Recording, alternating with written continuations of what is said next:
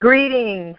Welcome to this month's June Queen Call. I am Queen Thia Evangelista, and we are excited to have you on the call tonight. We are especially excited about our special guest who is going to impart on us some wisdom on how to raise our black child to be a millionaire, and that is none other than Sister Thia, Queen Thia, Viona Muhammad. But before we begin, I would like to open up in prayer. So if you don't mind, in the name of God, the beneficent, the merciful, O God, I seek thy refuge from anxiety and grief, and I seek thy refuge from lack of strength and laziness, and I seek thy refuge from cowardice and niggardliness, and I seek thy refuge from being overpowered by debt and the oppression of men. O God, suffice thou me with that which is lawful, to keep me away from what is prohibited, and with thy grace make me free from want of what is besides thee. Amen. So if you just joined us, we are going to be talking about how to raise our black children to be a millionaire, and not just have a millionaire mind as far as wealth, but a millionaire mind in the spirit as well. In today's guest, we have Sister Thia Viona Muhammad. And Sister Thia Viona Muhammad is your source for strategies, tips, and resources as it concerns raising your black child to be a millionaire. She's an entrepreneur and an author of the blog Raising Black Millionaires, and she just released her audio book series on how to raise your child to be a millionaire. She's a wife, a mother, a daughter, and sister, and her goal is to empower poor and middle-class parents with the child-rearing strategies of the wealthy that will raise upcoming generations to usher in and perpetuate intergenerational wealth and interdependence among black people in America and all over the world. Now, this sister here, you know, I have to say many beautiful things about her, because not only is she writing this for other people, but she is a living epitome of that as she raises and changes the blueprint for her own family. And we stumbled upon this book. There was a sister at the school that our children attend called the Elevated Places, and she sent a link, an Amazon link. And as soon as I opened the link, I knew immediately that I wanted to read this book, and it had so many just jewels of wisdom that we did not want to keep it to ourselves. And in Queendom Come Incorporated, our main purpose and our goal is to help everyone live their life on purpose, with purpose. And so if we can help each one of you teach yourselves and your children how to purposely live a life of abundance and wealth, then you know what? We can help start building our nation. And we don't have to be beggars and having our hands out. And we can teach our children to change that mindset for future generations to come. And so at this time, I would like to allow Sister Thia to just come and just share her wisdom and her experience and her tips and techniques and strategies so that we may be able to impart this information on our own children. So, Sister Thia, welcome, welcome, welcome to the Queen Call. Thank you so much. I appreciate you for welcoming me and giving me that phenomenal introduction. I just wanted to make sure I heard you say the person's name right. You were talking about me. Thia Viona Muhammad, that's me, so thank you. I appreciate that. I do want to take a moment before I really get into the meat of our talk and really humbly thank you all for the work that you're doing with Queendom Come. When I first heard about Queendom Come, I heard about it through a video on YouTube, and when I got the invitation, then I was very quick to go back and listen to some of the recordings from the previous calls you all have had. And I immediately became so very proud of the fact that what you all are doing is it's substantially exemplifying to our women and girls the divinity and limitlessness of who they are from a very practical and tangible perspective. So, again, I thank you for inviting me to be a part of this movement through this call, and I just thank you for the work that you all are doing. To get started, I want to give you a general layout of how, of what I would like to present to you all tonight. So first, I would like to give you an understanding of How to Raise Your Black Child to Be a Millionaire, Child Rearing Secrets of the Black Elite is, and give you more insight into how the concept came about. So How to Raise Your Black Child to Be a Millionaire is an ongoing audiobook series that I actually ended up transcribing, making available in the paperback form that some of the sisters have, but it's also available in the audiobook version where you can literally hear the conversations, the interviews that I do with millionaires.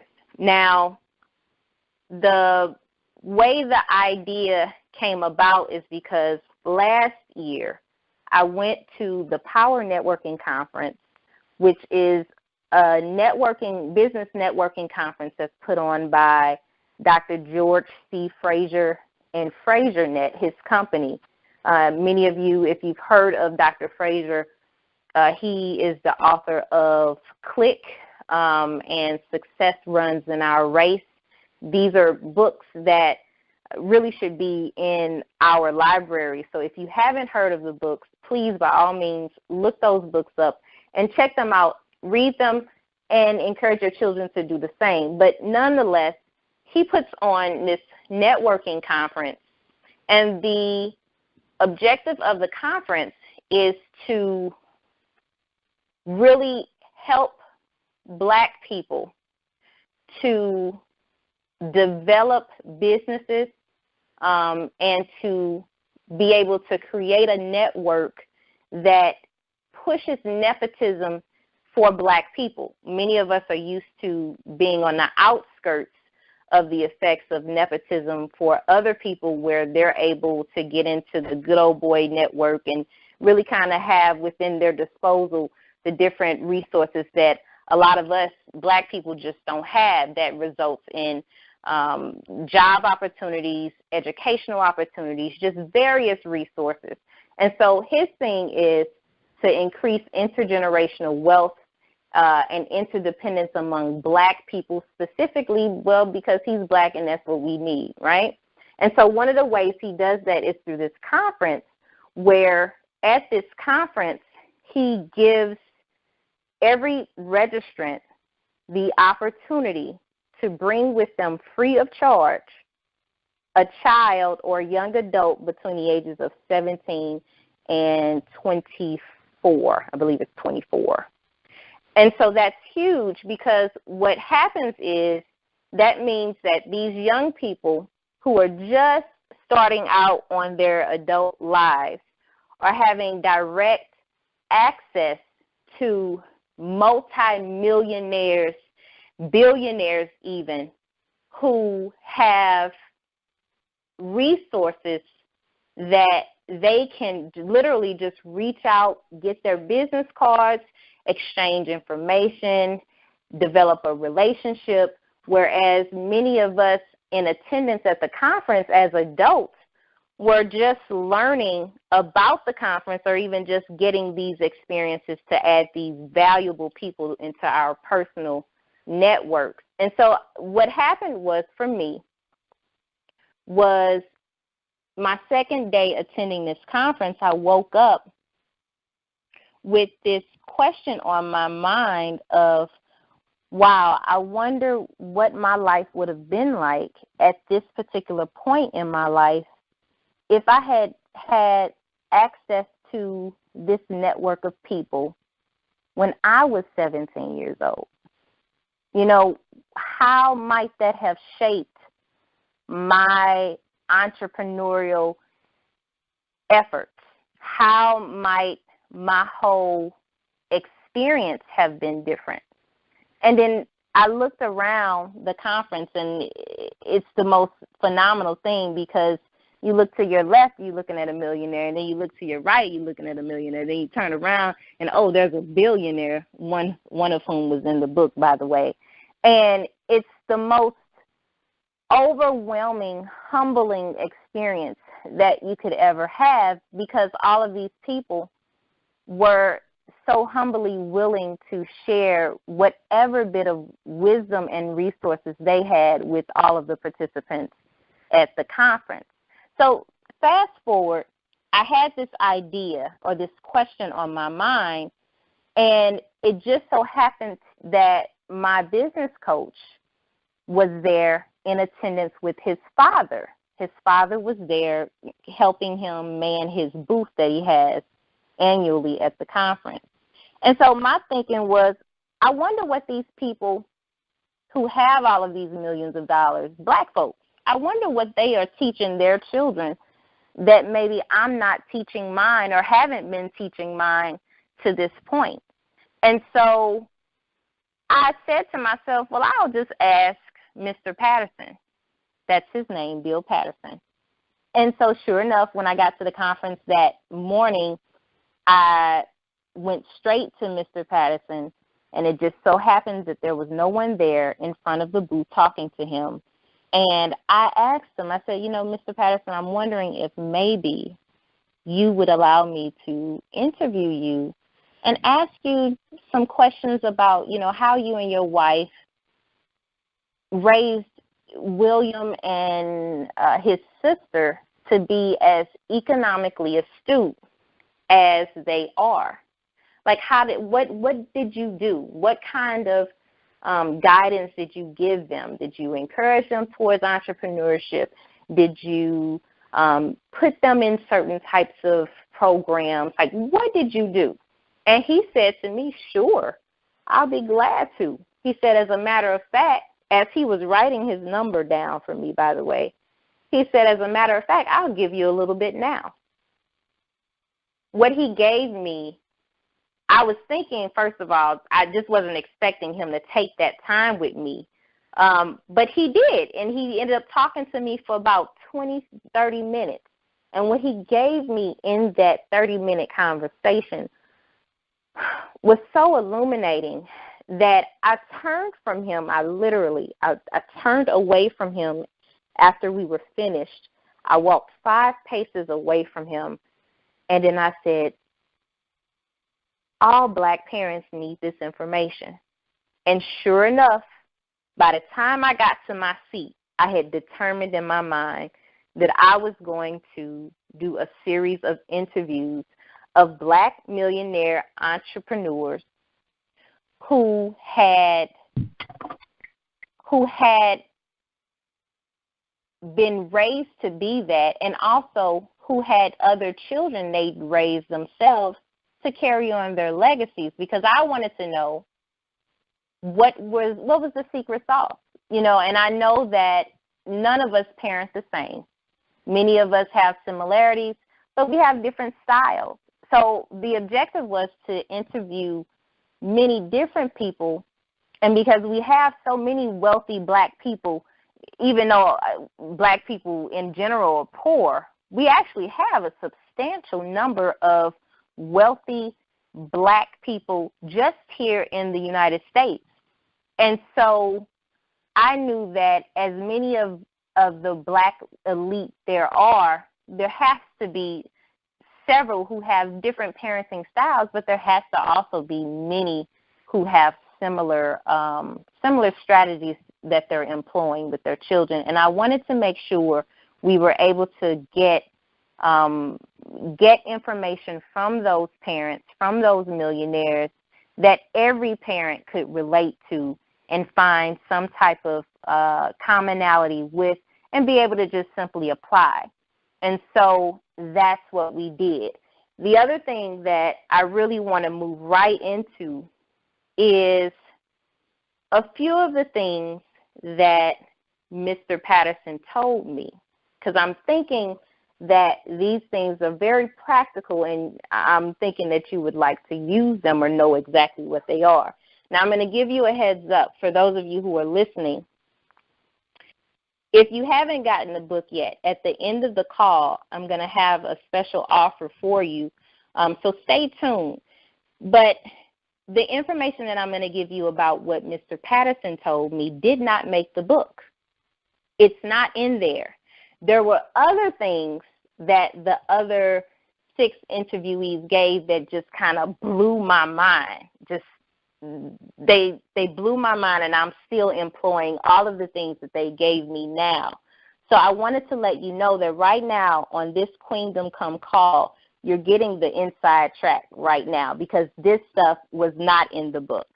So what Mr. Patterson told me was, he said that he required from both of his 2 children 3 things.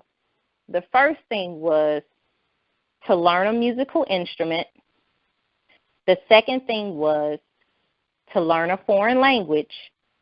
And the third thing was to learn a sport. So now he went on to say, oh, by the way, they had to do all 3 to the point of mastery. So he didn't allow for them to do like many of us did. I'm speaking for myself. Get in junior high or high school, enroll in band with a particular instrument that we think we're going to like, and we ended up a year later putting it down, never picking it up ever again. Or enrolling in French like I did and just didn't take it seriously at all. He didn't allow that. He required that they do all 3. They had to pick one at least of each, and they had to continue them throughout their upbringing to the point of mastery. Now, the other thing that he told me was that, because we're going to get into the reason why all 3 of those were so significant in a minute, but the other thing that he told me was he made sure that his children understood that it was important for them to never let anyone tell them what they can't do, even if that someone was him or his wife. Now, that's huge because many of us as parents, let me just put it out there, we just scared. Like, we're just scared. We're scared of dreaming. We're scared of when we have the dreams that come into our minds, we're scared of pursuing them. We have a lot of different excuses as to why we can't.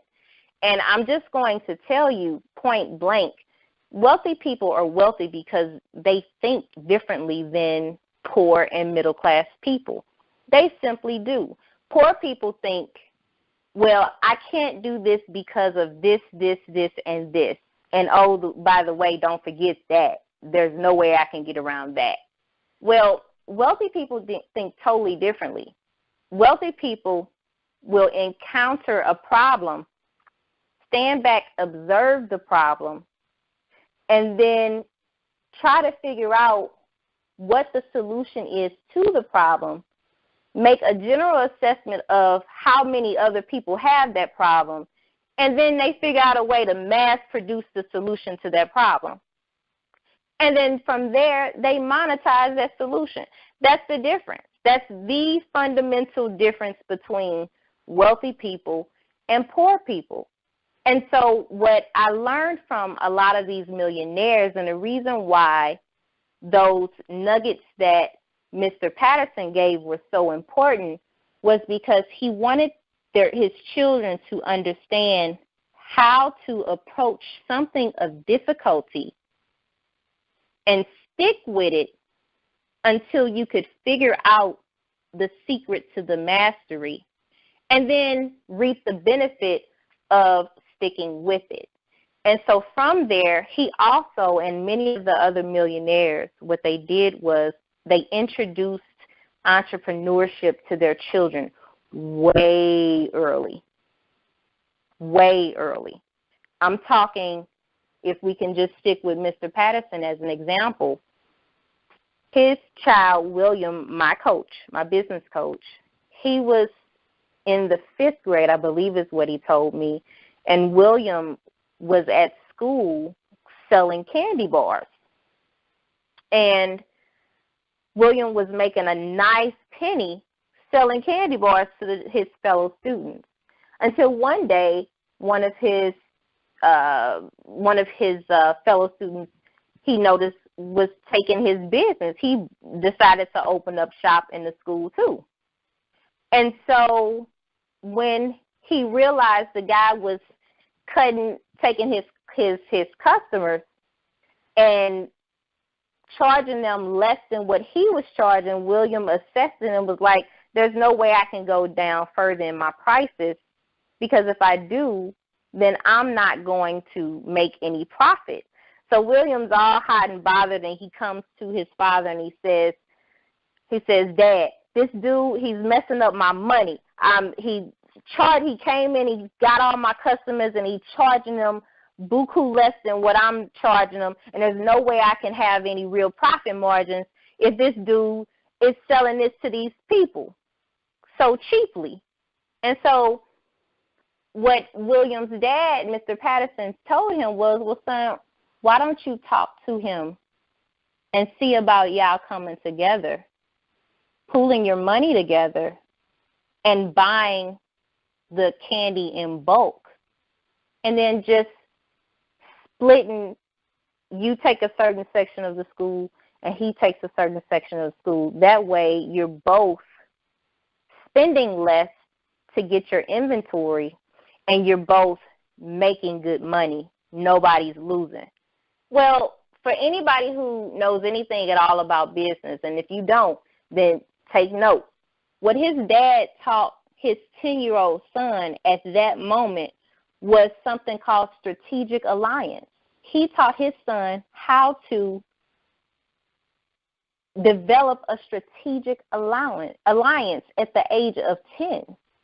Now, many of us never even think of the idea of when we get into a competitive situation, joining alliances with those who we could perceive ourselves to be competing against.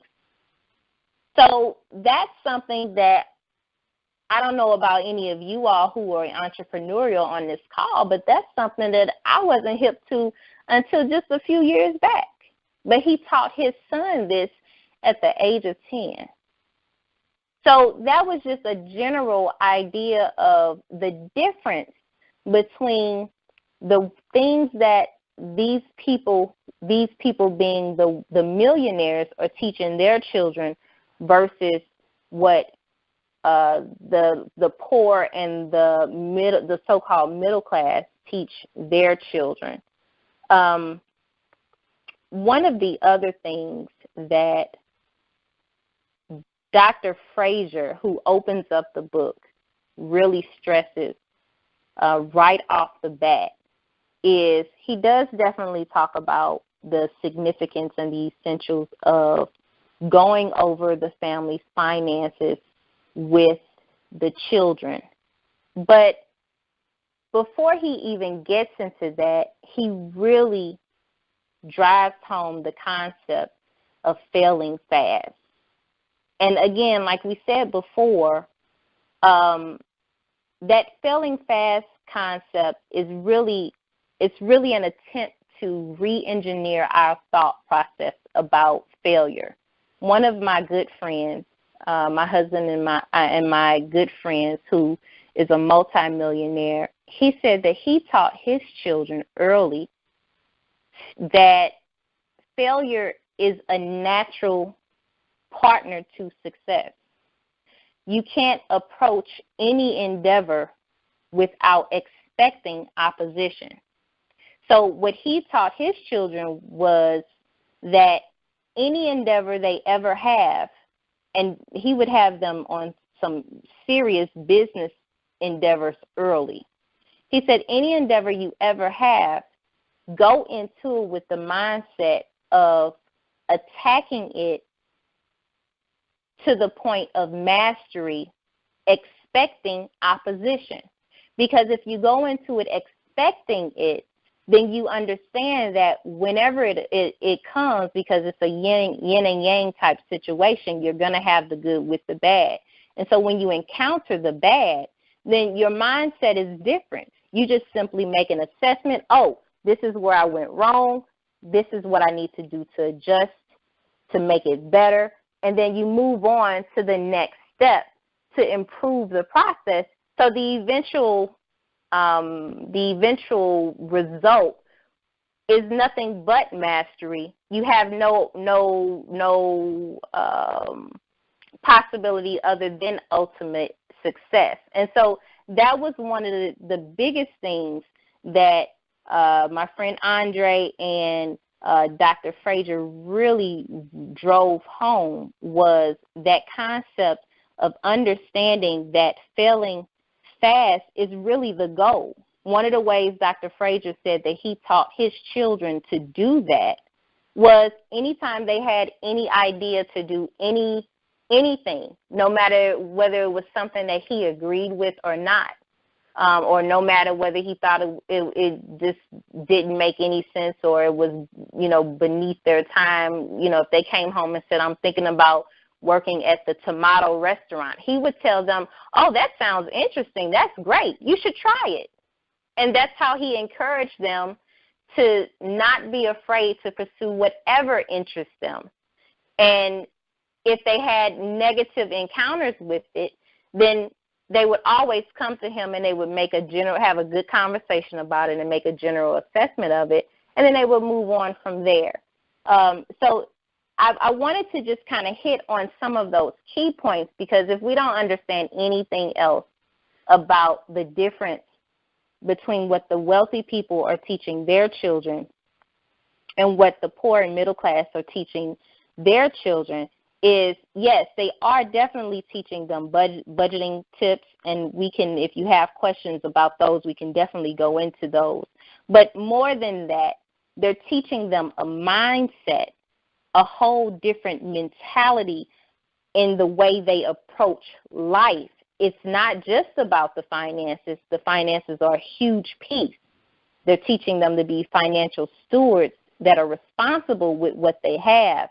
But the biggest part is they're teaching them, they're developing their minds in a way that is, it's far from an impoverished mindset. And something to keep in mind for those of us who are on the call is all of these people who I interviewed, their parents were either very poor or just doing okay.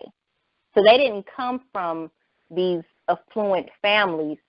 So if you're thinking that you may not have the tools to give, or you're not in a position to give your children these tools, well, I would have to say that you're wrong. You're very well equipped to do it, and that's really the point of the How to Raise Your Black Child to Be a Millionaire series. So if we can actually go ahead and take some questions, if it's okay with you, Sister Thia. I'm very well open to questions. Absolutely. I have a couple of questions, sis.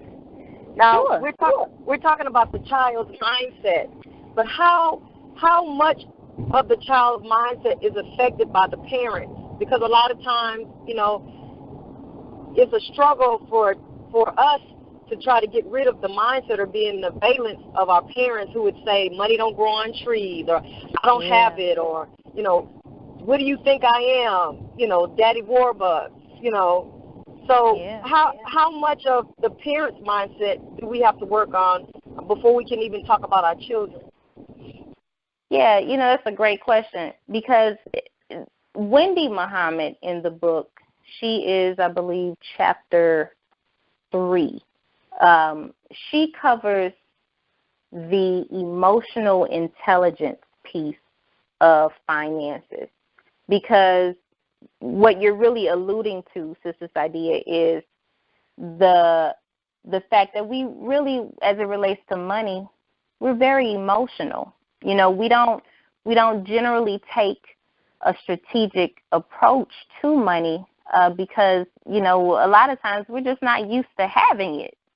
And so she talks about, in the book, she talks about how we as parents pass on our money stories to our children and how to adjust that so that we're not teaching them that whole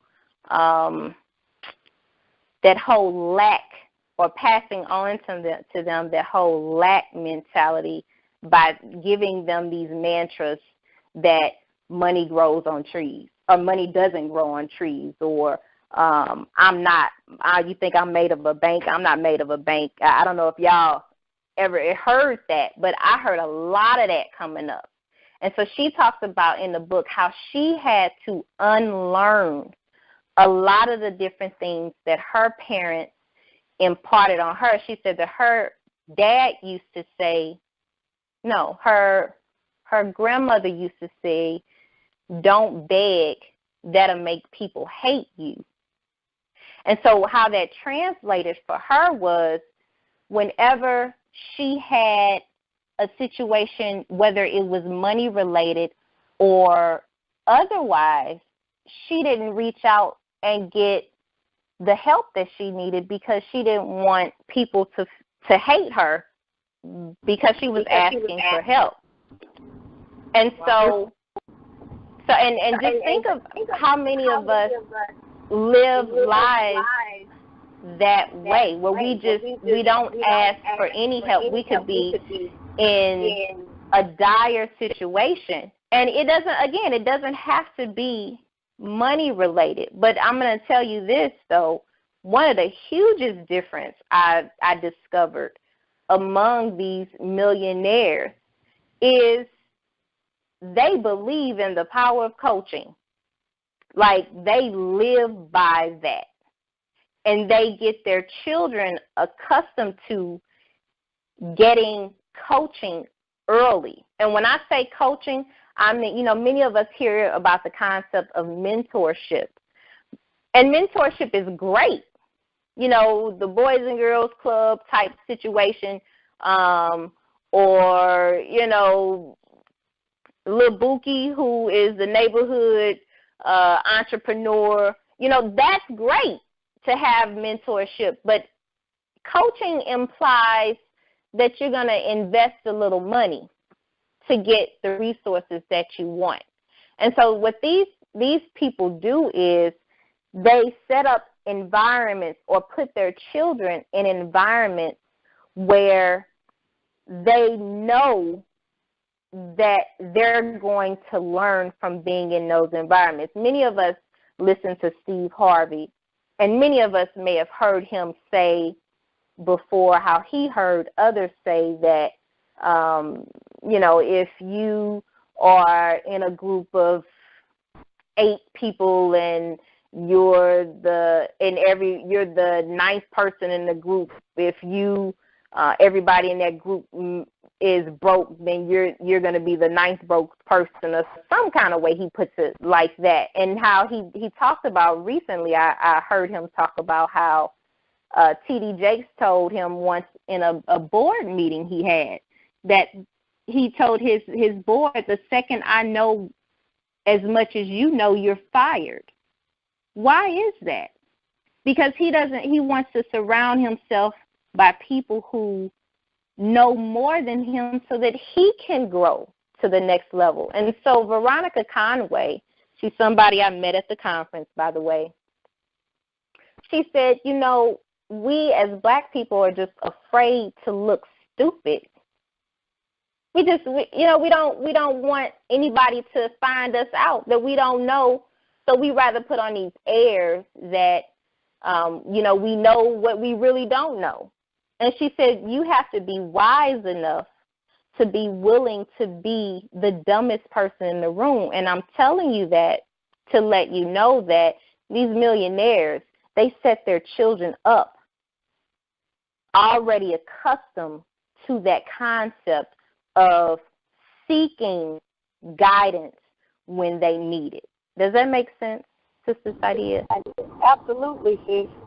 And for everybody on the conference call, if you're interested in having your question answered, you can text me at 832-623-2323, 832-623-2323. Now, Sister Thia, what are some conferences that our children can participate in that will help them find coaches and give them some financial information that will help them along their path? Well, again, I definitely want to encourage you all to look into the Power Networking Conference. Next year it's going to be at the Gaylord Hotel, or the Gaylord Conference Center and Resort is really what it is, and it's in Maryland. But even beyond the conferencing, because again, conferencing, it does cost, but I would encourage parents to get their children into programs like Operation Hope. Operation Hope has a program called Business in a Box. And the whole point of Operation Hope is to teach financial literacy to children early, but they take it a step further, and all of their services are completely free. They don't turn anyone away. And they take it a step further by saying, yeah, we'll educate your child, give them all the background information they need for understanding finances in general. And, oh, by the way, we'll teach them and groom them to be entrepreneurs through our Operation Hope Business in a Box program. You can check that out.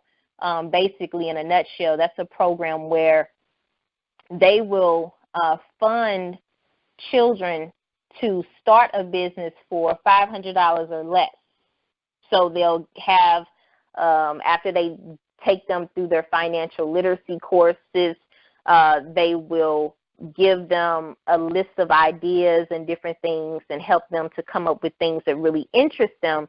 And they will enter into like a contest where they present their ideas, so they learn right off the bat how to have an idea, how to do somewhat of a business plan and structure the idea for execution, and then how to present it to get capital for the idea. Now, I don't know about you all, but if I had that, like if I had just had that when I won't even say elementary, because these children are elementary students, but if I had just had that in high school, like I would have been something dangerous. Like it just would have been a wrap. It just would have been all over. You may have seen me on CNN or some talking to Diddy talking about, yeah, brother, I advise you. That's right. but so this is the thing that they do, and then they also educate their family. Anyone, their parents, their grandparents, anyone in their families who is an adult and would like to learn the financial literacy as well, because the objective is to change the conversation in the household. Because if you change the conversation and create a culture where financial literacy is the norm, where entrepreneurship beyond just local vending is the norm, where enterprising and learning about different investment vehicles and talking about strategic budgeting and setting up family goals for the family, and okay, well, this is what we have this year, but by this time next year, we as a family want to have this, so let's assess what kind of income we have right now, and then how much income we need to bring in to make that happen, add on to that. If we change our conversations to that, then just imagine how much more quickly as a culture we can excel economically and become independent or interdependent, meaning dependent upon each other, because our dollars are circulating within our communities efficiently. Just imagine what that would look like. And so that's the objective. So those are two resources, but if you stay tuned to RaisingBlackMillionaires.com, we are in the process of putting up a resource page that will have a lot of different go-tos for parents to really kind of easily find these resources and really be able to take advantage of those and grow in that way with the children as well. Yes, ma'am. I have another question from a queen. She wanted to know, and if you know this answer, it may be like a longitudinal study where she wanted to know, what is the effect on relationships when children learn about financial abundance at an early age? Say in relationships as an adult. Do you have anything to add on that aspect? What is the effect of? How does it affect their relationships as adults, starting from a young age, learning about financial abundance?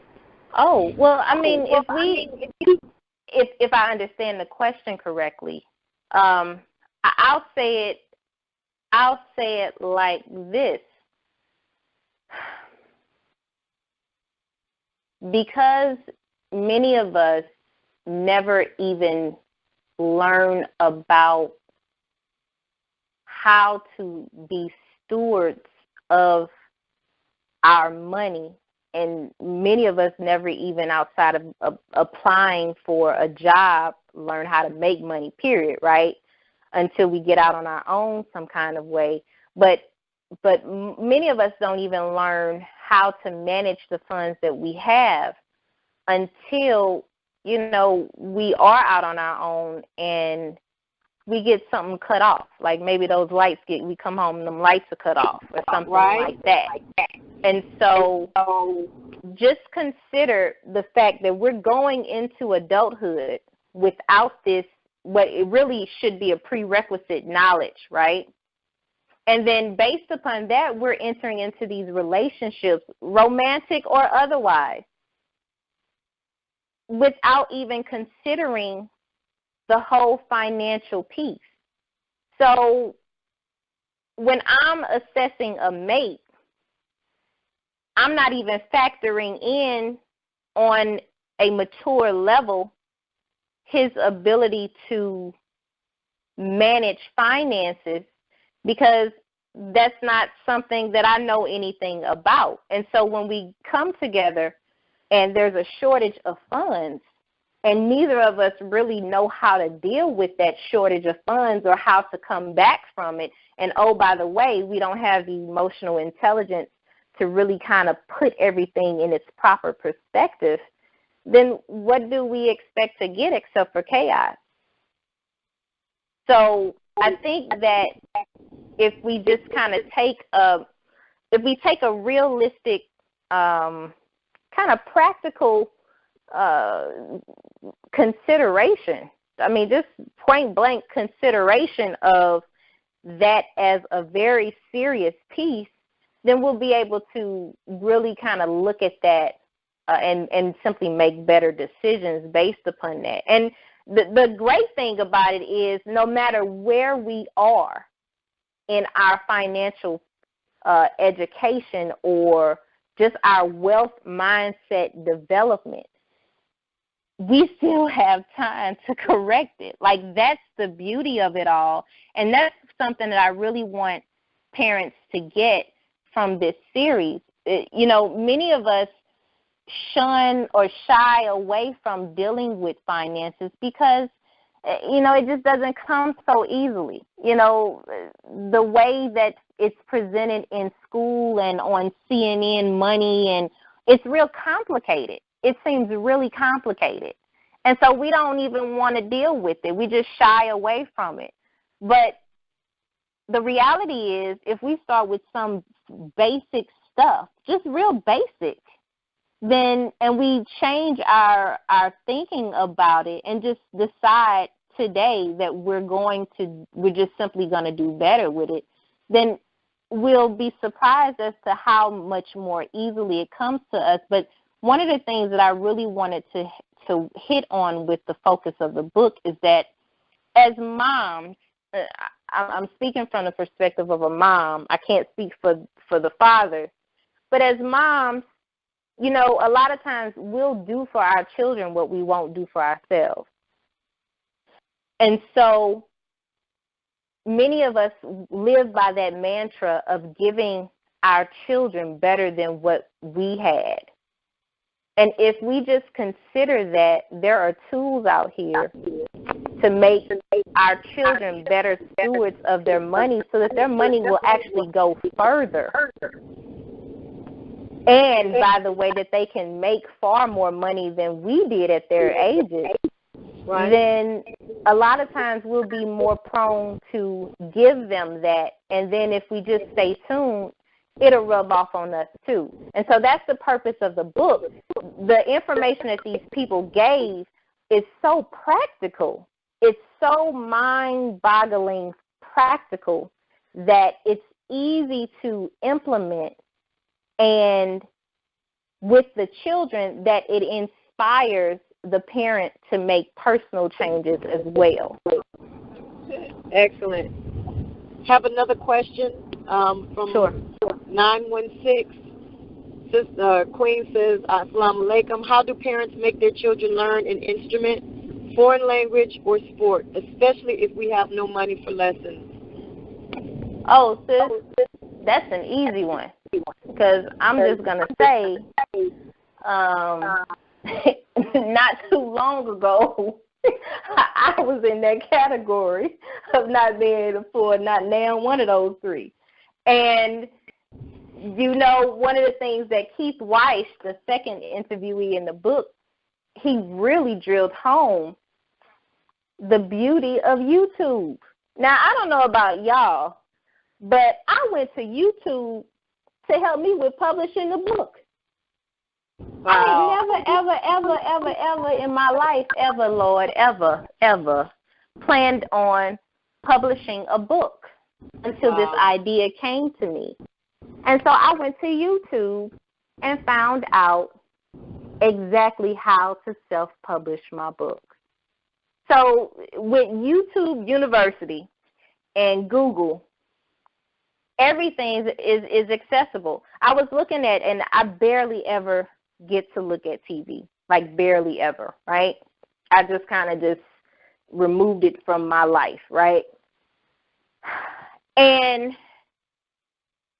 I happened upon the, what is it, For Pete's Sake, the Holly Robinson Pete and Rodney Pete reality show on OWN Network. And on the show, they have a 13-year-old son, and guess what he did? This young man taught himself Japanese. Wow. Dude taught himself Japanese. Now, I came up thinking that Japanese was, like, really very near impossible to learn. You know, in high school, you could learn French, you could learn Spanish, and maybe you can learn German. And I remember asking about Japanese, and I was told, well, we don't offer Japanese here because really it's too hard. But this young man taught himself Japanese. Now, I'd be willing to bet that if he taught himself Japanese, YouTube had a little something to do with that. So sis, to answer your question, I would start there. And if you start there, you know, children are very, they're full of ingenuity. If you just start there and just watch how they kind of become resourceful within their own little environment, I think you'll have yourself a nice little start. But I'm going to tell you this, too, if I may, Sister Thia.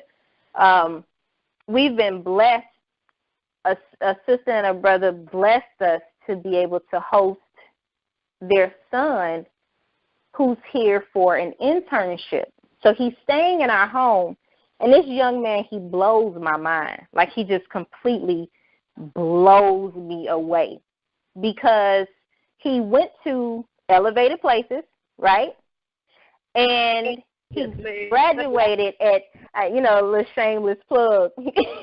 He graduated at age 15, and he's now a junior in college. Now, those are phenomenal points to highlight about him, but that's not even what I really want to get to. The young man came to my home when I was of the mindset, I had told my husband I was gonna learn French because I was in high school for 4 years with French, and I didn't take it seriously, but since I have a foundation in French, I'm going to master French. And this young man comes to my house speaking Spanish. Now, he's speaking Spanish. He's doing everything in Spanish. He's watching Spanish television shows. He's talking on the phone in Spanish.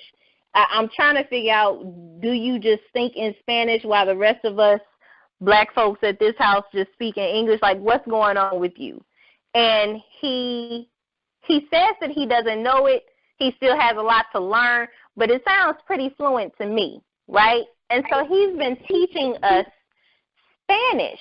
But the thing that really tripped me out is that he just learned Spanish from going to Costa Rica for 6 weeks last year. The young man went to Costa Rica for 6 weeks.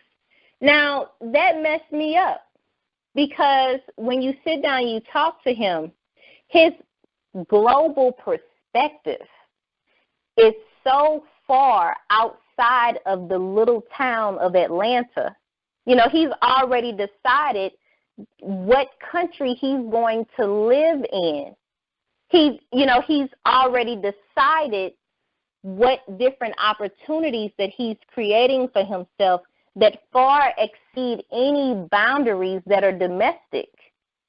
And so that's the makeup of a millionaire, because Mike Roberts, who's the 6th interviewee, that's the billionaire of the bunch in the book, he said that he required for all of his children to, during the summertime, to go abroad.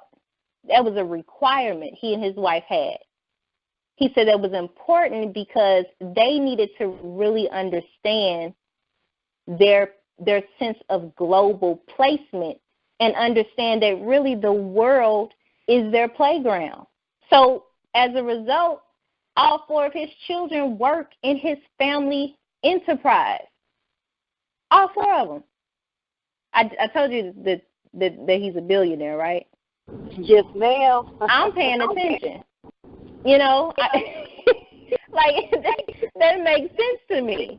So I'm just stressing. I'm hoping that I'm not overstressing, but I am really trying to overstress the significance of just learning another language. Yes, ma'am. You know, I'm glad you brought that up. You know, I know that young man you're referring to, and his parents. He's a testament to his parents, because his parents, and I have to say, Queen Wakiti, one of our founders as well, at the Elevated Places. You know, they had a totally different mindset and a paradigm shift as it concerns the curriculum at the school. And one of the things that they are teaching the children is how to do for themselves, not to graduate, get a college degree, and get a job, but how to make businesses for themselves. And also, you know, we get these degrees, and it's not even worth the paper that it's on. You know, and so, you know, the trades, we've fallen away from being able to master trades. You know, when we were the master of the trade. Right. How important is that, being able to get the education in trades and be able to do something with it? And I know we only have about 6 minutes left.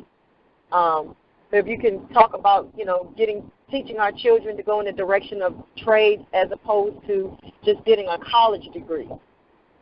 Yeah, certainly. I think that the key is helping them to identify just something that interests them and then allowing them to master that. And so a lot of times that will be something very specific.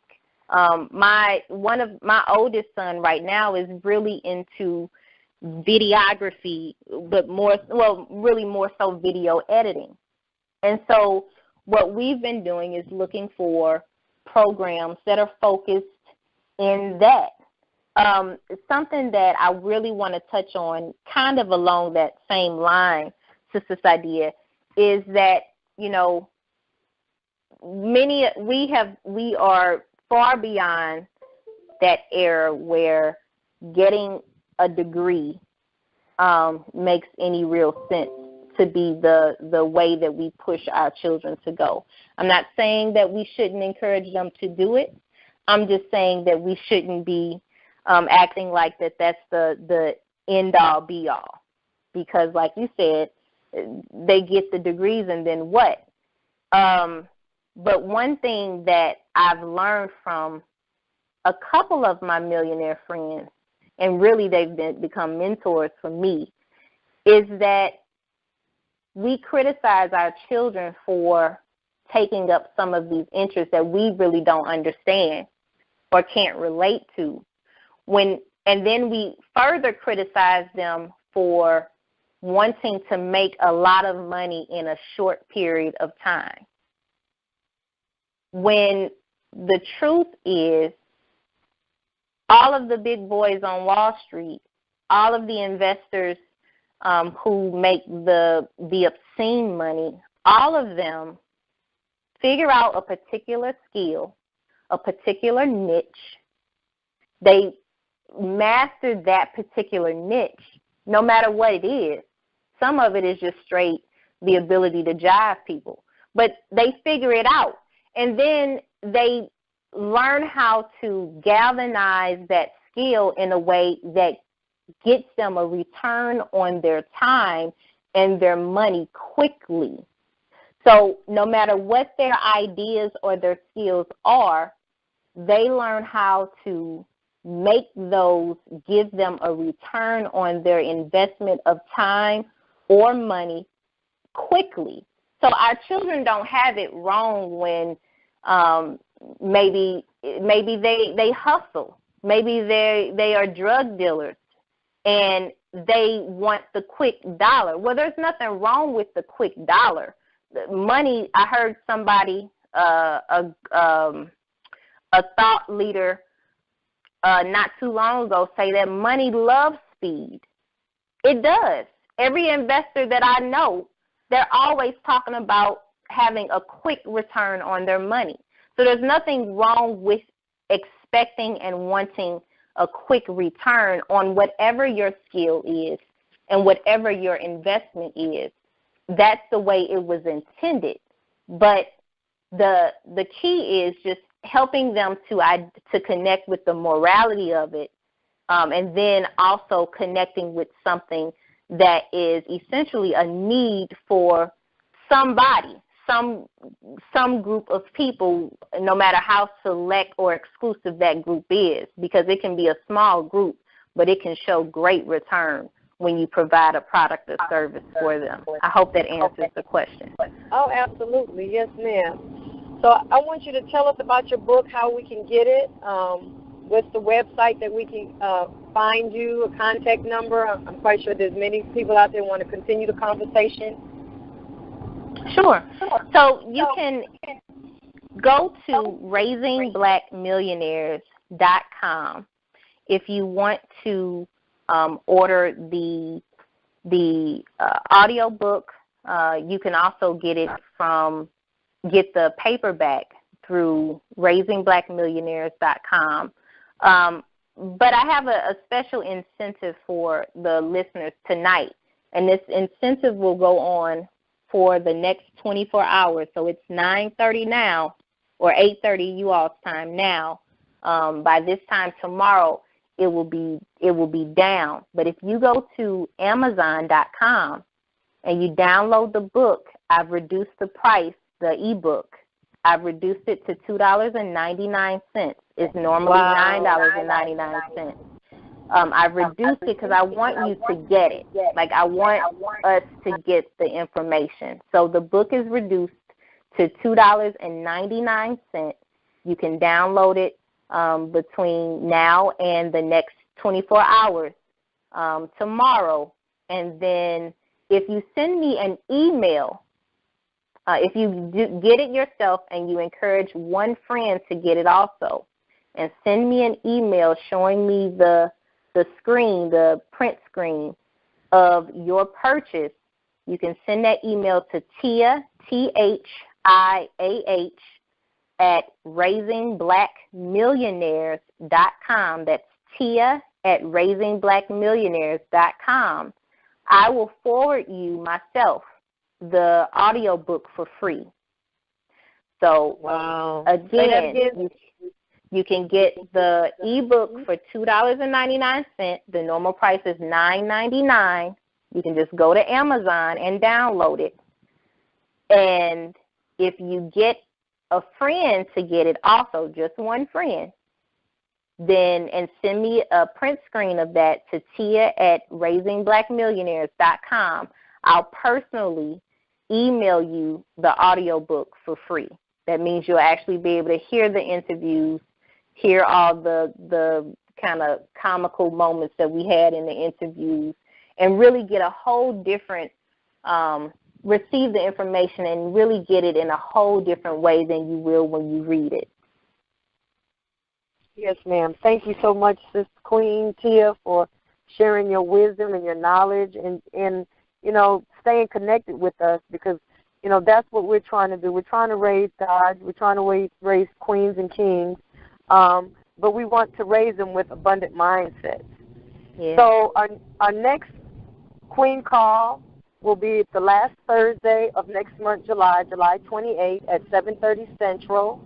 And for all those who would like to purchase her book, please, please, please, I implore you, this is a phenomenal book. And then, you know, refer a friend and get that audio. You can listen to it while you're driving. We call it net time, no extra time needed. Get it every kind of way. Read it, listen to it, digest it, because this is the information that you do want to give to your children, because we want to leave an inheritance to our children's children. So with that being said, you know, I want to say that when you teach a man, you teach an individual. When you teach a woman, you teach a whole civilization. And we all know that a nation cannot rise higher than its woman. And so thank you again for being on tonight's Queen Call. Thank you, Sister Thia. We appreciate you and all your efforts and your ministry. And we look forward to hearing from you and touching bases with you with Queendom Come Incorporated. Please visit us on our website, Facebook, our website, myqueendomcome.org, Facebook, Instagram, and Twitter. Thank you and have a great night.